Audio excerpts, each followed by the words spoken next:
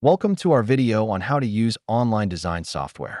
Today, we'll explore what online design tools offer and the benefits they provide for both beginners and seasoned designers. When choosing the right design tool, consider essential features like ease of use, template availability, and collaboration options. Each tool has its unique advantages. To get started, create an account with your email. Then, log in to navigate the user-friendly interface. Browse through a variety of templates to find the one that fits your project. Once selected, you can easily customize colors, texts, and more. Enhance your design by adding images, text, and graphics. Most tools let you drag and drop these elements right into your workspace. Use editing tools to resize, rotate, and layer your design elements. These adjustments can take your design to the next level. When your design is complete, don't forget to save it. Choose from various formats to export based on your needs.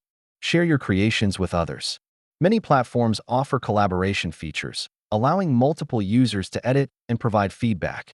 Keep in mind these design best practices. Focus on simplicity, maintain balance, and utilize whitespace effectively. That wraps up our guide on using online design software. Now go ahead and explore your creativity. The design world is at your fingertips.